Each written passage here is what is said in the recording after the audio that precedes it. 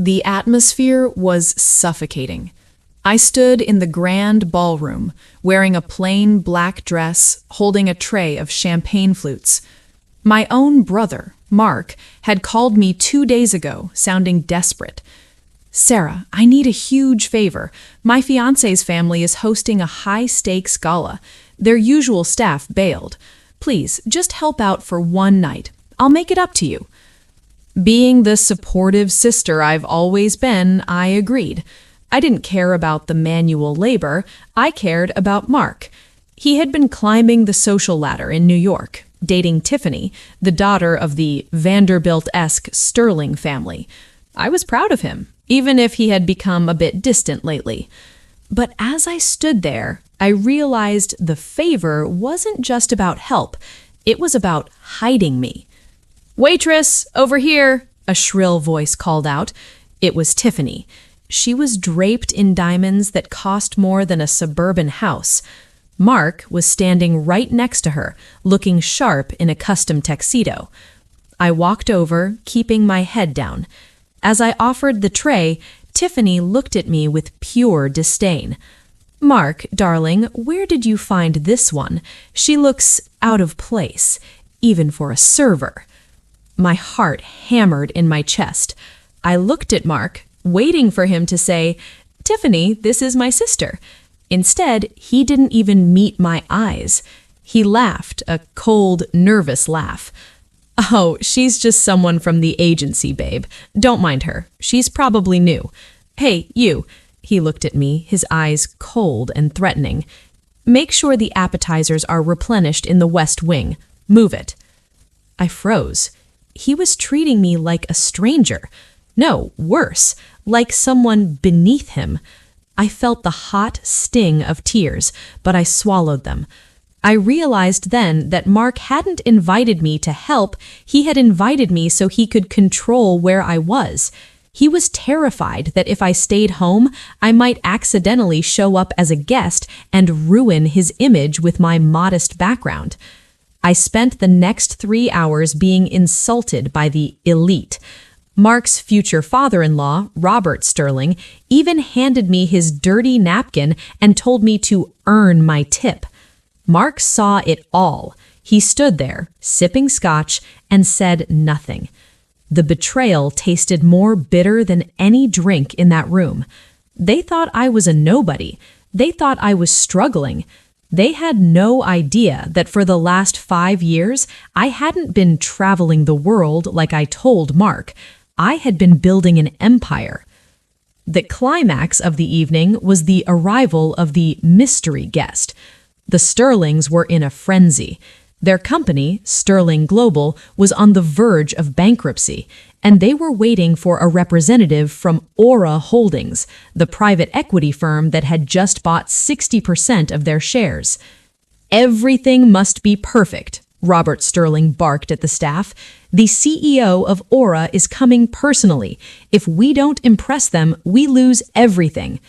Mark was sweating. He wanted to be the one to greet the CEO to secure his position in the family. I watched from the shadows as a black SUV pulled up to the front. My phone buzzed in my pocket. It was my assistant, Marcus. "Ma'am, I'm outside. Are you ready to stop playing waitress?" I slipped into the kitchen, threw the apron into the trash, and let down my hair. Underneath that plain black dress was a designer silk slip dress I had strategically chosen.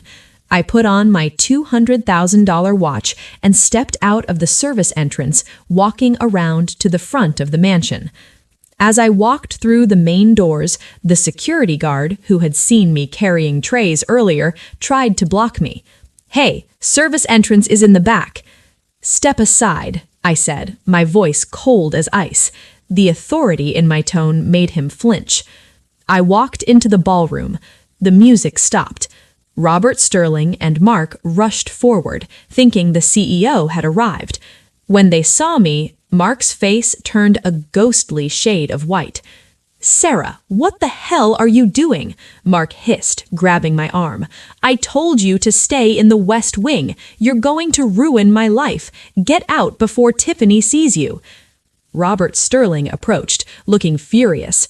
"Is this the girl from the catering staff? Mark, what is the meaning of this? Is she a stalker?" "I'm so sorry, Robert," Mark stammered, his voice trembling. She's a disturbed girl I tried to help out. I'll have her removed immediately." Tiffany marched over, ready to scream.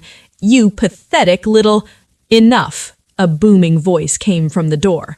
My assistant, Marcus, walked in, carrying a briefcase. He walked straight past the Sterlings, straight past a trembling Mark, and stood right next to me. "Mr. Sterling," Marcus said, loudly so the whole room could hear, "I believe you've already met Ms. Sarah Miller, but allow me to introduce her properly. She is the founder and CEO of Aura Holdings, your new boss." The silence that followed was deafening. Mark's hand dropped from my arm as if he had been burned. Robert Sterling's glass shattered on the floor. I took a slow sip from a glass I took from a passing tray, the same trays I had been carrying 10 minutes ago. I looked Robert Sterling dead in the eye. "You told me to earn my tip earlier, Robert. I think I've earned a lot more than that. I've earned the right to decide the future of your company." Robert began to stutter. "Ms. Miller, Sarah, I had no idea. It was a misunderstanding. We were just the stress of the gala." I turned my gaze to Mark. He looked like he wanted the floor to swallow him whole. Tiffany was staring at him, then at me, her mouth hanging open. She realized the peasant she had insulted was the woman who now held her family's fortune in her hands. "And you, Mark, my own blood, you were so ashamed of where we came from that you were willing to let your sister be treated like trash just to fit into a world that doesn't even respect you." "Sarah, please," Mark whispered, his eyes filling with tears. "I was just trying to build a future. I didn't think—" "That's your problem, Mark. You didn't think. You thought money bought class. But class is how you treat people when they think they can do nothing for you." I turned to Marcus. "Cancel the merger talks. I've seen enough of the Sterling culture tonight. We will be liquidating their assets by Monday morning. If they want to save their home, they can apply for a loan at a very high interest rate." Panic erupted. Robert Sterling began begging. Tiffany started screaming at Mark, blaming him for ruining everything by not telling them who I was. The elite circle they worked so hard to belong to was crumbling in front of their eyes. I walked toward the door, but I stopped at the exit. I looked back at Mark, who was standing alone in the middle of the room as everyone walked away from him. "You wanted me to be the help, Mark. Well, I just helped you realize who your real friends are. Enjoy the party. It's the last one you'll be attending in this circle." I walked out into the cool night air, feeling a weight lifted off my shoulders. I had spent years trying to help my brother, only for him to throw me away for a title. Now he had neither. That night, I didn't just win a business deal. I won my freedom from a family member who only loved me when it was convenient. As my car pulled away, I looked back at the mansion.